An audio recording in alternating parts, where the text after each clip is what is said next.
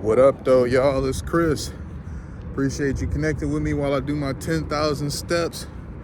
It's nearly complete, but I figured I'd get in one more video topic with y'all before I retire for the eve. Shout out to all the new subscribers. I'm glad y'all have joined in, got on board for the ride to 5,000 by the end of the year. We're gonna keep grinding, keep pushing, and we'll see what happens. But let's talk about some of these OF chicks, man. We got OF chicks that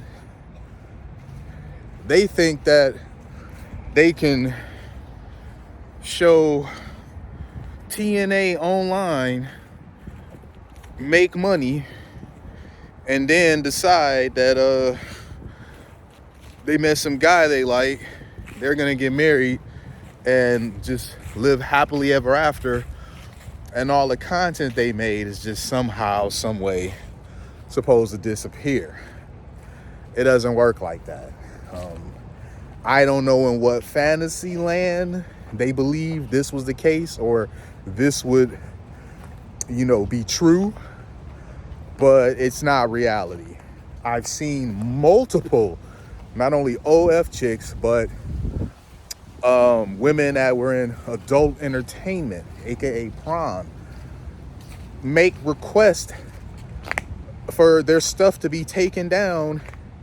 And honestly, this was so silly to me that I thought it was a troll. I thought that these were just memes and stuff that people were making up because they sounded that ridiculous. This idea. I'm just looking over around me. I always got to look around and be conscious of my surroundings.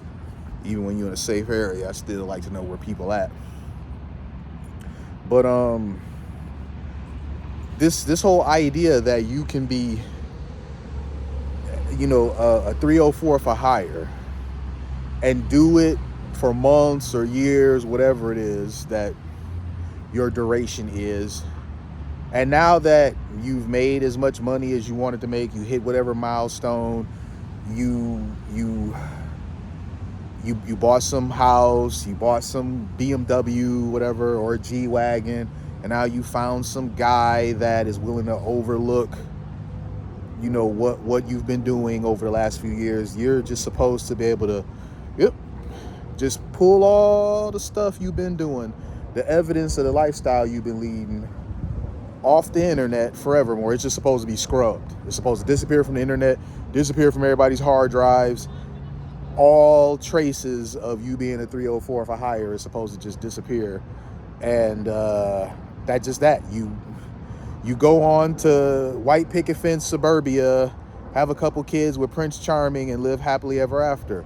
Absolutely not. Listen, you gotta pick a path and take the pros and cons that come with it. You cannot have it all. You can never have it all. Certainly not at once. This idea that you can just do this sort of thing and then it's supposed to just vanish, like, that's not happened for a single woman yet. So I don't know why these women keep looking for this fairy tale to happen. Just some college kids over there. I don't know why they keep thinking that this. It's like the modern version of Pretty Woman. Julia Roberts, Richard Gere. She was a call girl. She met this rich guy that was willing to pay her for her services. Then they fall in love, and now he wants to be with her and marry her and stuff. I mean, Pretty Woman is very much just fantasy. That's not how it worked. Some chick that's selling her box is not going to get wifed up by the rich guy, more likely than not. I mean, you're not going to get that outcome. I seen the one chick, shout out to her, Karina Comp. Is that how you pronounce her last name? She says she's retiring from OF. Now, she didn't say anything about scrubbing all her stuff from the internet. She just said she's retiring from doing OF content after 3 years because during that time, she's made $67 million. Girl was killing it. Damn, $67 million. And this is why we say women got life on easy mode, because if you ever struggling to make rent, y'all could just sell some box. If you struggling to buy groceries, you could just sell some box. That's not an option for dudes. We got to figure out some other ways to eat. We got to go, cut some grass, rake some leaves. We got to go out there and hustle. We can't just lay on our back and then, wow, we got dinner money now. We got rent money now. So this is why we say that women have, life on easy mode. Also, her. Now, I never heard of her before that one situation with that one streamer who had Kang Kong as his bodyguard. His bodyguard like knocked out one of these goofy looking guys. It was like a Halloween party or something. He was wearing some sort of 80s inspired workout costume, and he was doing a bit too much talking to the wrong guy. I mean, dude like 6'8", 6'9" or something like that. He looked like he roughly around 400 pounds, and you look like you about 5'7", 230 pounds soaking wet, and you just doing a lot of running off at the mouth for somebody that, this is some, a dude that can just step on you.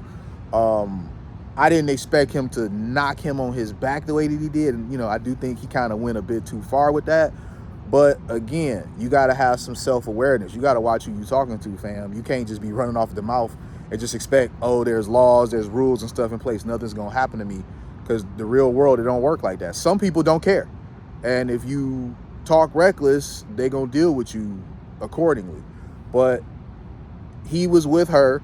Now, this dude clearly was somebody in the friend zone, because I can't imagine that this would have been a dude that she'd have been smashing.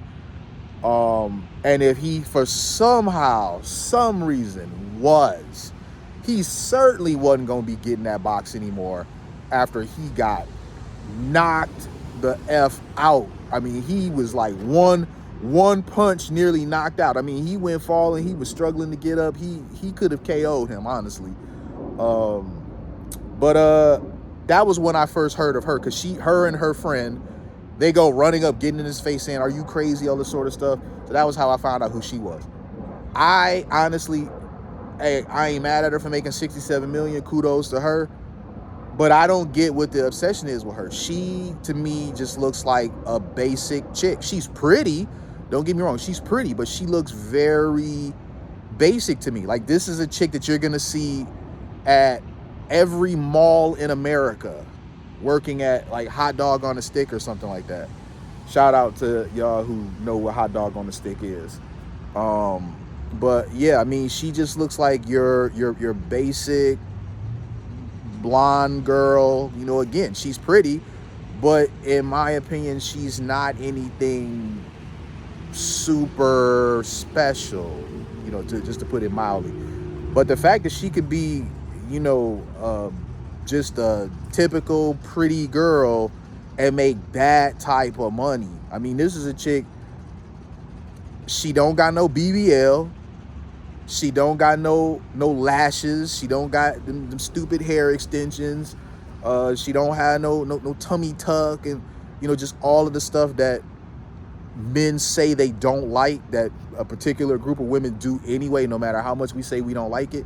She has none of that stuff, and she managed to to generate $67 million in 3 years. If that don't tell you, ladies, that all that stuff y'all spending y'all money on is pointless, I don't know what is. Because you got the most plain Jane blonde chick that was able to generate that type of money, and she doesn't have any of that stuff, that those enhancements, the lips, all the Botox in the face. She don't have any of that stuff going on. She just being a typical, typical basic chick. Like I said, you will see one of her, you'll see a bunch of her actually in every mall in America. If I was to leave here and go to the mall right now, I'd see one of her.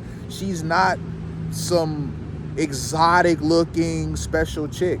So this isn't me dragging her in any way, shape, or form. I'm just highlighting she was able to make this type of money just being like a basic chick, man. Where you got all these other chicks getting these surgeries and stuff, trying to present a certain body type, and they're not able to make that type of money. So that just highlights that stuff's not needed. But this idea of getting married and one day, all your stuff is just supposed to disappear. No, that's not your life. You don't get that. You don't get that. Your husband is forever going to be made fun of by people because they're going to call him a simp, because they were willing to accept a woman that was a prostitute for hire, and he was willing to wife her. So he going to forever be made fun of by his peers for that. Other dudes not going to respect a guy that they can see with his wife working with for $10. For the price of $10, he gets to see the very same stuff you see. Nah, man. And then if y'all have kids one day, the kids, they are going to suffer, because now the kids have to deal with being shamed over something that's not their fault. It's not their fault. They mom put her, box, her toes, or whatever it is, online for everybody to see. Anybody that was willing to pay $10-15, and that's a real thing. I see this happen pretty often. I seen some boy, he was like clapping on his sister. He was really upset because he said he gets made fun of at school because his sister has an OF. And he was like really mad. He was upset. Like, you just do this. You don't think about how it's going to affect the rest of us. You just do it because you want to make a few dollars. And she looked pretty stunned. Like, she was shocked that he said that. She wasn't expecting that. And why was she so stunned? Because they really don't think about that stuff. They just think, oh, this is easy money. I can show whatever online and I can make a few bucks. And a few bucks is exactly what they making. Most ain't making that Karina comp money at all. Not even close. They're not gonna even see in the next 5 years $50K from doing this. So they darn sure ain't gonna see 67 million in 3 years. Some ain't gonna see 10K in the next 3 years doing this. So it's certain things, it's just not worth it. The trade-offs. You have to choose what it is that you want. If you want to do that whole thing, that's fine, but understand that there are certain trade-offs that's going to come with it. Understand that more likely than not, the type of man that you want is not going to be interested in dating you because you put your body online, because you were willing to be a 304 for sale.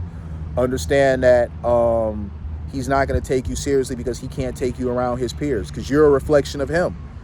And if his peers, who are also well-to-do guys, they can see this, and worse, if they already know you, man, no.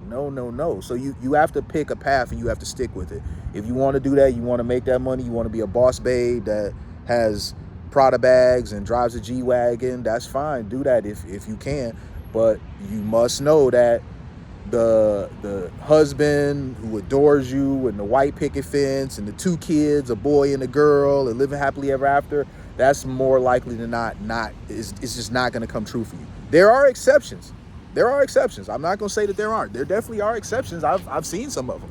But more often than not, assume you're not going to be the exception. Let's just say that. There's exceptions where people do live happily ever after behind it, but you should probably assume you're not going to be the exception. And you'll likely do better overall if you assume you're not going to be the exception. If you can be the exception, I mean, that's a pleasant bonus. But yeah, don't set yourself up for failure. Don't set yourself up for disappointment. Don't set yourself up to be crying in the future in a TikTok video about how life isn't fair and you did this and you did that and you didn't know it was going to come out. It was going to end up like this. You didn't know life was going to play out like this. Of course you did. Almost always, the women who find themselves in this, they had people in their life that was telling them don't do it, and was telling them what the consequences of doing this would be, and they refused to listen. I think refusing to listen is modern woman's defining trait. Absolutely refusing to listen. They won't listen to their boyfriend. They won't listen to their husband. They don't listen to their father even. I know women right now whose fathers warn them about dangerous situations, and they were too stubborn about listening to reason and found themselves in bad situations anyway. I know a few currently right now. Real talk. So yes, I mean, not listening Not listening to good counsel is modern woman's defining trait. They will come up with a bad idea, something that is going to be detrimental in the future. They'll have people around them that will tell them don't do it because they know this is a bad idea, and they'll run it past their circle because they're looking for someone to co-sign the bad idea. So they'll go by 10 people that will tell them this is a bad idea. And when they finally come across that one person, I was like, well, maybe, see what happens. Now they're all in. They're all in. All right, they'll go to 10, 15, 20 different people, really, running this bad idea past them, and they won't get a favorable response. I mean, if you got 20 people telling you that what you're trying to do or what you're thinking about doing is a bad idea, and you still keep asking more people, it's obvious that you're really not looking for sound counsel. You're just looking for somebody to co-sign your dumb idea. Because when you get the one person to finally say, well, we'll see what happens. You know, what harm could it be? You jumped all in on it. So forget the 10 people, the 15, the 20 people that told you don't do this. The one person that was like, what harm could it do? That's what you're going to base your decision on. So yeah, that crying about, oh, I didn't know it would play out like this, I didn't know that was happening, that's bullshit, because they always have talked to their committee about it, and they've gotten some sort of feedback one way or another, and the feedback wasn't what they wanted, so they didn't listen to them. That's why they continue to ask other people. And with each passing person, they'll ask a person with worse judgment than the last. So they'll start with the person with the best judgment, ask them about it. They won't give them a favorable. Then they'll go to a person with less good judgment, then less. They'll keep going down the line to people that are less intelligent, make more bad decisions, just overall generally aren't good judges of character and whatnot. I mean, it gets worse and worse until they finally find the one person that they know of that's moronic enough, because they move moronic in their own life, that's moronic enough to tell them that this bad idea is not as bad of an idea as other people are making it out to be. This is a person whose life usually is falling apart. They are in a terrible position financially. They are in a terrible position socially, and just all around. This is a person that, for all intents and purposes, is a life dropout. And that will be who will finally give them the cosign for their bad idea that they so desperately have been looking for. So never ever fall for the tears of, oh, I didn't know this would happen. That's total cap. They knew because they whole circle warned them. And then the very people who warned them and told them, don't do this, this is how this is going to work out, they expect comfort and support from them now that the bad idea has played out and was indeed a bad idea. And then they'll gaslight you about not supporting them or not being empathetic enough because you aren't being comforting enough. Now you see they're crying, you're seeing they're upset, you're not being comforting enough because this happened to them. Well, why should you be comforting enough? You warned them. Had they listened to you in the first place, they wouldn't be here. So if there's any women that are triggered by hearing this, it's because this applies to you. You're one of those modern women that I'm speaking of that has a very difficult time listening to reason. You're very hard-headed and stubborn when it comes to taking good advice. You're gonna do something regardless of how bad of an idea that it is. And you're gonna go from friend to friend to friend to friend to friend, auntie to auntie, get some grandmas and cousins involved. You're gonna go from person to person until you finally get somebody to co-sign your dumb idea. You've done it before plenty of times. You're likely gonna do it again in the future because that seems to be the defining trait of the modern woman, is just refusing to take any sort of good advice. So